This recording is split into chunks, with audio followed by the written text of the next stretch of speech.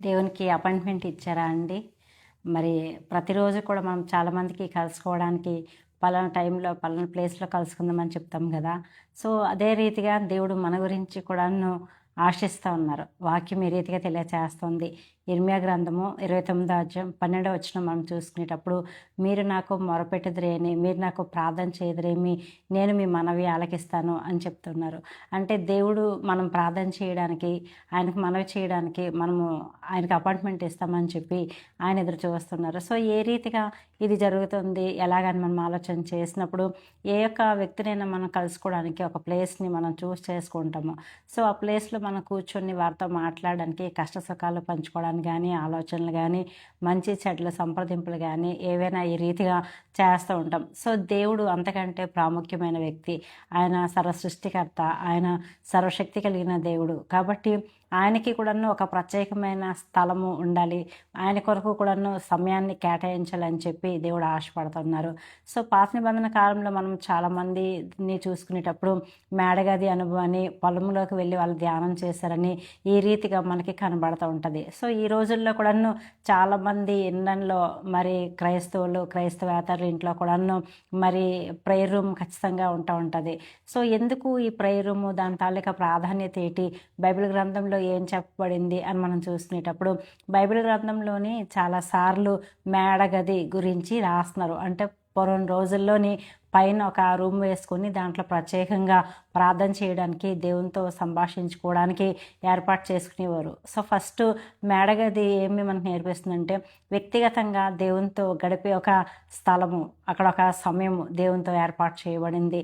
కాబట్టి ఆ యొక్క స్థలంలోకి ప్రతిరోజు మరి ప్రార్థన చేసుకునే సమయంలోకి దేవుడు ఖచ్చితంగా వచ్చి మరి దర్శించడం కానీ, సంధించడం కానీ, దేవుడు ఆయా విషయాలు వారికి బోధించడం కానీ జరుగుతూ ఉంది. 4 ప్రాముఖ్యమైన విషయాలు మేడగది గురించి, అయితే మేడగది అనుభవం కలిగి ఉన్న వారి యొక్క జీవితంలో జరిగిన 4 ప్రాముఖ్యమైన విషయాలు నేను మీతో షేర్ చేసుకోవాలని ఆశిస్తున్నాను. మొట్టమొదటిగా సారెపతు విధవరాలు. ఆమె చూసుకునేటప్పుడు మొదటి రాజుల గ్రంథంలోని 17వ అధ్యాయంలో సారెపతు విధవరాలు మనకు కనబడతారు. దేశంలోని బహుభయంకరమైన క్షామము, కరువు వచ్చినప్పుడు ఆమె ఇంట్లోని మేడగది అనుభవము ఆమెకు ఉండడం వలన మరి దేవుడు ఏలియా గారిను ఆమె వద్దకు పంపించారు. కాబట్టి ఆ యొక్క కరువు ఎలుబడి చేస్తున్న టైంలో కూడాను ఆమె ఇంటి వారందరూ, దైవజనులందరూ కూడాను మరి చక్కగా భోజనం చేసి క్షేమంగా ఉన్నారు అని దేవుని తాలూకా లేఖన భాగం తెలియచేస్తుంది. ఆ తర్వాత కాలంలోని మరి ఆమె యొక్క కుమారుడు చనిపోయే స్థితి వచ్చినప్పుడు అక్కడ రాయబడుతున్న మాట ఏంటంటే, మొదటి రాజుల గ్రంథము 17వ అధ్యాయంలోని 19వ వచనం మనం చూసుకునేటప్పుడు ఏలియా గారు ఆ యొక్క బిడ్డను ఆ యొక్క మేడగదిలోకి తీసుకుని వెళ్ళిపోయి ఆ బిడ్డను అక్కడ మంచం మీద పండుకోబెట్టి అక్కడ ప్రార్థన చేసినట్లు మనం చూస్తున్నాము. కాబట్టి ఎప్పుడైతే ఏలియా గారు అక్కడ ప్రార్థన చేసి ఉన్నారో ఆ యొక్క బిడ్డ మరలా జీవం పొందుకొని బ్రతికినట్లు మనం బైబిల్ గ్రంథంలో చూస్తూ ఉన్నామండి. సో, మేడగది అనుభవం అన్నది మనం చూసుకునేటప్పుడు మరి రివైవ్ చేసే స్థలంగా మనం చూడగలుగుతాము.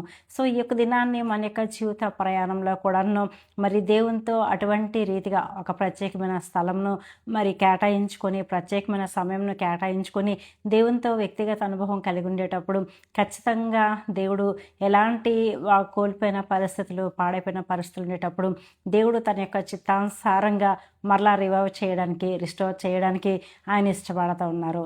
ఇంకా మనం చూసుకునేటప్పుడు బైబిల్ గ్రంథంలోని యేసుప్రభువు వారు ఈ లోకంలోనికి మరి సర్వలోక మానవాళి యొక్క రక్షణార్థమై ఆయన పరలోకం విడిచి భూమి మీదకి వచ్చి ఉన్నారు.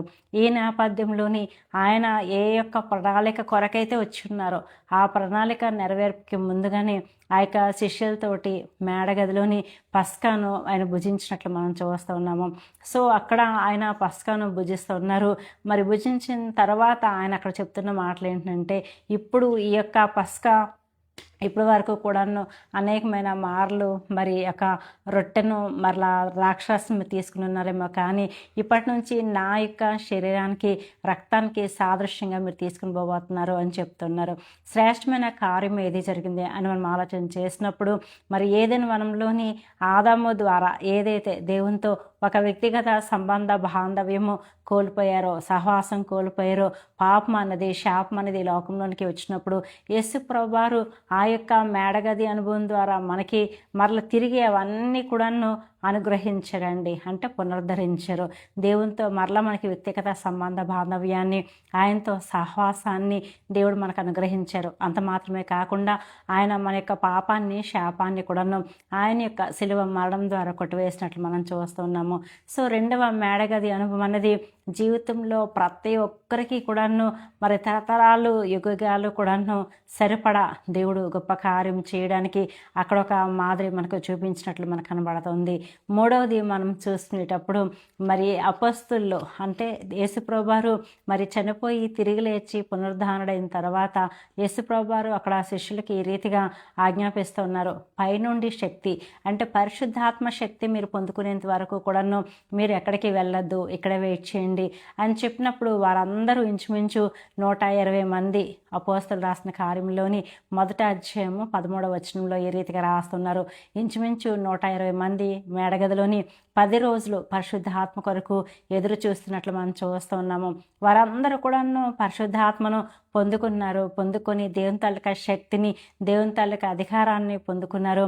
భూదిగంతముల వరకు కూడాను సాక్షులుగా ఉన్నారు. ఈ యొక్క దినాన్ని యెరూషలేం పట్టణంలోకే అంతా దేవుని తాలూకా శక్తి కానీ, దేవుని తాలూకా మహిమ కానీ, దేవుని తాలూకా అర్హత కానీ, ఆధిక్యత కానీ, అధికారం కానీ, దేవుని పిల్లలవడానికి ఆ యొక్క అధికారం కానీ ఏది వాళ్ళకు మాత్రమే అలాగా ఉండిపోకుండా ప్రపంచ నలుమూలలోకి వ్యాప్తి చెందడానికి, మనందరము కూడాను రక్షణ పొందుకోవడానికి, మనందరము కూడాను పరిశుద్ధాత్మ పొందుకోవడానికి, దేవుని తాలూకా బిడ్డలుగా మనము స్వీకరించబడడానికి, దేవుని తాలూకా వారసుగా మనం తీర్చిదిద్దబడడానికి దేవుడు మనకు ఒక గొప్ప అర్హతను, భాగ్యాన్ని, ధన్యతను అనుగ్రహించారండి. ఇక్కడ ఈ యొక్క మేడగది అనుభవం అనేది మనకి ఎంత గొప్ప ప్రాముఖ్యమైన ఆ విషయాన్ని మనకు తెలియచేస్తుంది. లేకపోతే మన యొక్క జీవితాల్లోని మరి ఎప్పుడు ఎన్నడూ కూడా సంపాదించుకోలేటువంటి గొప్ప ఆశీర్వాదాన్ని, ఆధ్యాత్మికమైన ఆశీర్వాదాన్ని మనకు తీసుకుని వచ్చినట్లు మనం చూస్తూ ఉన్నాము.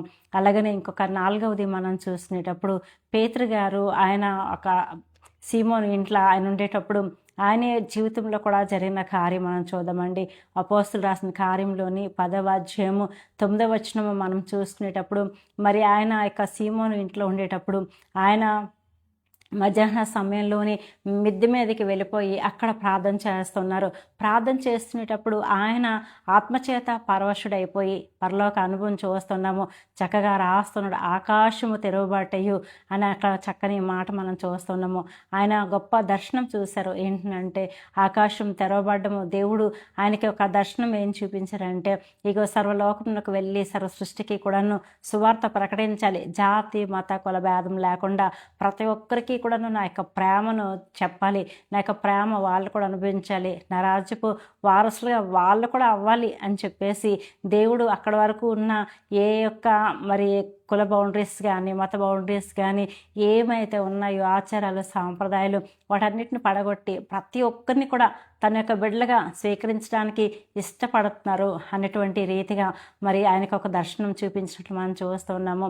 సో ఈ యొక్క దినాన్ని కూడాను ఈ యొక్క మేడగది అనుభవాలన్నీ మనం గమనించినప్పుడు, ప్రతి ఒక్క మేడగది దగ్గరకు వచ్చినప్పుడు ప్రతి ఒక్కరి జీవితంలో ఒక అద్భుత కార్యం జరగడం కానీ, వాళ్ళ కుటుంబానికో, వాళ్ళ గృహానికో, లేకపోతే వాళ్ళ దేశానికో ఒక అద్భుత కార్యాలు, ఒక ఆశ్చర్య కార్యాలు, ఒక ఆశీర్వాదం కలగడం కానీ, లేకపోతే ప్రపంచం అంతటికీ మరి గొప్ప ఆశీర్వాదం కలిగే కార్యాలని మనం చూస్తున్నాము.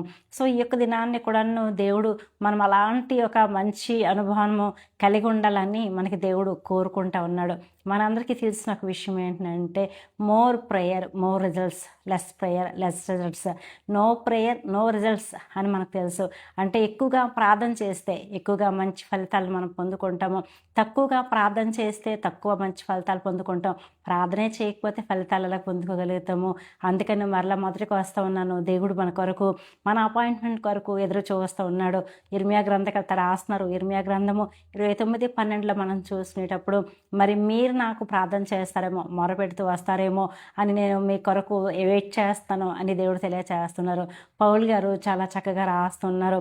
మరి మొదటి దశలోనిక పత్రికలోని 5వ అధ్యాయము 15వ వచనం మనం చూసుకునేటప్పుడు, ఎడతెగక ప్రార్థన చేయండి అని చెప్తున్నారు. చెప్తున్నాడు. ప్రే వితౌట్ సీజింగ్. ఎప్పుడు కూడాను ఎక్కువగా ప్రార్థన చేసినప్పుడు ఏం జరుగుతుందంటే దేవునితో మరింత దగ్గర సంబంధ బాంధవ్యం కలిగి ఉండడానికి, దేవుని ద్వారా మనం ఆస్వాదించబడడానికి, మన ద్వారా అనేకులు ఆస్వాదించబడడానికి గొప్ప కారణం అవుతుంది. అంటే ఈ యొక్క దినాల్లోని మరి మనకి మేడగది ఎక్కడ ఉందండి అని మనం అనుకోవచ్చు. కాకపోతే మనం ఎలాంటి ఇంట్లో ఉన్నప్పటికీ కూడా, చిన్న ఇంట్లో అవనివ్వండి, పెద్ద ఇంట్లో అవనివ్వండి, మరి ఓన్ హౌస్ అవనివ్వండి, రెంటెడ్ హౌస్ అవనివ్వండి, మన ఇంట్లోని ఆ యొక్క ఒక ప్రత్యేకమైన ఒక స్థలాన్ని ప్రత్యేకపరచుకొని, ప్రభా ఈ యొక్క స్థలంలోకి నేను ఇక్కడ ప్రార్థన చేసుకోవాలని ఆశపడుతున్నాను తండ్రి, పలానా సమయంలోకి నేను రావాలని ఆశపడుతున్నాను ప్రభా అని మనం దేవునికి ఒప్పందం చేసుకునేటప్పుడు ఖచ్చితంగా మనకంటే ఒక 5 నిమిషాల ముందే వచ్చి దేవుడు అక్కడ మన కొరకు వెయిట్ చేస్తారు.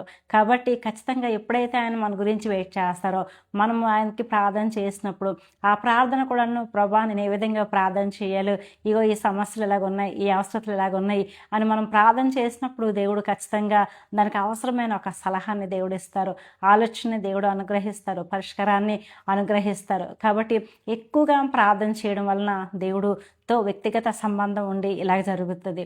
అంటే ఈ యొక్క లోకంలో మనం చూసినప్పుడు ఎవరితో అయినా సరే మనము రెగ్యులర్గా టచ్లో ఉన్నాం అనుకుందాం. మనం రెగ్యులర్గా టచ్లో ఉండేటప్పుడు నిజంగా ఎప్పుడైనా మనకి అవసరత కానీ, సమస్య కానీ, శోధన కానీ ఏదైనా వచ్చినప్పుడు వాళ్ళు వెంటనే రెస్పాండ్ అవుతారు. అంటే మనం చెప్పకపోయినా కూడా కొన్నిసార్లు రెస్పాండ్ అవుతారు. అయ్యో పలానా విషయంలోని వీరు ఇలాగా సఫర్ అవుతున్నారే, వీరికి అవసరత ఇలాగ ఉంది అని చెప్పి వాళ్ళే గ్రహించుకొని దానికంటూ ఏదైనా ఒక సొల్యూషన్ మరి వాళ్ళు ఏర్పాటు చేయడానికి కానీ, సహాయపడడానికి కానీ కారణం అవుతూ ఉంటుంది. సో మనుషులే ఈ రీతిగా ఉండేటప్పుడు దేవుడు ఇంకెంత ఎలాగ ఉంటారు. కాబట్టి దేవుడికి ఖచ్చితంగా ప్రతిరోజు కూడాను ఎక్కువగా ఆయనతో వ్యక్తిగత సంబంధ బాంధవ్యం కలిగి ఉండాలి. రెండవది మనం చూసుకునేటప్పుడు లెస్ ప్రేయర్ లెస్ రిజల్ట్స్ అని చెప్పి మనం అనుకుంటూ ఉన్నాము. సో ఎందుకు ఇలాగా అని ఆలోచన చేసినప్పుడు జీవిత ప్రయాణంలో నేను ఎంతగా ప్రార్థన చేస్తున్నా ఫలితం లేదండి, ఫలం లేదండి, కాబట్టి ఇంకెందుకు ప్రార్థన చేయాలి, ఇంకెందుకు మందిరంకి వెళ్ళాలి, ఇంకెందుకు బైబిల్ చదువుకోవాలి, ఇంకెందుకు ఉపవాసం చేయాలి, ఇంకెందుకు నేను బాప్తిసం తీసుకోవాలి అని చెప్పి చాలామంది ఏమవుతూ ఉంటారంటే విసిగిపోతూ ఉంటారు. కాబట్టి దేవుడు ఈ రీతిగా తెలియచేస్తున్నారు. లోకరాసిన సువార్తలోని 18వ అధ్యాయం 1వ వచనం మనం చూసినప్పుడు వారు విసిగక నిత్యము ప్రార్థన చేయాలి అని చెప్పి దేవుడు ఆశపడుతున్నాడు. విసిగిపోకూడదు. ఈ రోజున ఈ ప్రార్థన చేసాము, ఎంత ప్రార్థన చేసినా జరగట్లేదు అని అనుకునేటప్పుడు 2 విషయాలు మనం గమనించాలి. మనం అడిగింది దేవుడు చిత్తం కాకపోవచ్చు మొట్టమొదటిది. రెండవది ఏంటంటే మనం అడిగిన దానికంటే దేవుడు ఇంకా మంచిది చేయాలనుకుంటున్నారేమో. కాబట్టి ఈ యొక్క విషయం బట్టి మనం విసుకుపోకుండా ప్రభా ఏం ప్రార్థన చేయాలి, ఎలాగ ప్రార్థన చేయాలని చెప్పి మనం దేవుడిని అడగాలండి. ఖచ్చితంగా దేవుడు మనకి గైడెన్స్ అనుగ్రహిస్తారు. వాక్యం ద్వారా కానీ, ప్రార్థన ద్వారా కానీ, కళల ద్వారా కానీ, దైవజనుల ద్వారా కానీ దేవుడు ఖచ్చితంగా మనకంటూ ఒక మంచి గైడెన్స్ని అనుగ్రహిస్తారు. మూడవది మనం చూసుకునేటప్పుడు నో ప్రేయర్ నో రిజల్ట్స్. ప్రార్థన లేకపోతే అసలు ఫలమే ఉండదు, లేకపోతే ఫలితమే ఉండదు. యేసుప్రభువారి యొక్క శిష్యులు ఈ లోకంలోని వాళ్ళు సువార్త ప్రకటిస్తున్న నేపథ్యంలోని వారి యొద్దకు ఒక అబ్బాయికి మిరాకల్ చేయమని వచ్చారు, కానీ అక్కడ మిరాకల్ జరగలేదు. కాబట్టి దేవుడికి శిష్యులు అడుగుతున్నారు, ప్రభా ఎందుకు ఇది ఇలాగా జరగలేదు అని చెప్పనేటప్పుడు దేవుడు ఈ రీతిగా వారికి తెలియచేస్తున్నారు. మార్కు రాసిన సువార్త 9వ అధ్యాయము 29వ వచనం మనం చూసినప్పుడు ప్రార్థన వలన ఇది జరుగుతుంది అని చెప్పి అంటున్నారు. అంటే ఒక మిరాకల్ జరగాలన్నా, ఒక మంచి మార్పులు రావాలనుకున్నా, దేవుని దగ్గర ఆశీర్వాదం మనం పొందుకోవాలనుకోవాలనుకున్నా, లేకపోతే దేవుని దగ్గర నుంచి మంచి ఫలం మనం పొందుకోవాలనుకునేటప్పుడు మనం మంచి ప్రార్థన అనుభవం కూడా కలిగి ఉండాలండి.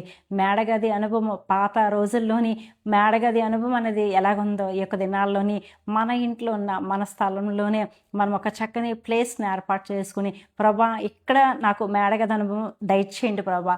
ఆ యొక్క రోజుల్లోని వారందరి జీవితాల్లో ఆ మేడగది అనుభవం ద్వారా ఎలాగా గొప్ప గొప్ప కార్యాలు జరిగించారో, ఆశీర్వాదకరమైన కార్యాలు జరిగించారో, అనేకులకు ఆశీర్వాదకరంగా మరి గొప్ప కార్యాలు జరిగించారో, అదే రీతిగా మా పట్ల జరిగించండి, మా కుటుంబం పట్ల జరిగించండి, మా బంధుమిత్రుల స్నేహితుల పట్ల జరిగించండి, మా యొక్క కాలేజ్లోనో లేకపోతే మా యొక్క ఇన్స్టిట్యూషన్లోనో మా యొక్క ఆర్గనైజేషన్లోనో మా యొక్క చర్చ్లోనో లేకపోతే మాకు సంబంధించిన వారిలోనో ప్రభా ఇలాంటి మంచి కార్యాలు జరగాలని ప్రార్థన చేద్దాము. దేవుడు అలాగ ప్రార్థన చేసినప్పుడు ఖచ్చితంగా ఆయన జవాబును అనుగ్రహిస్తారు.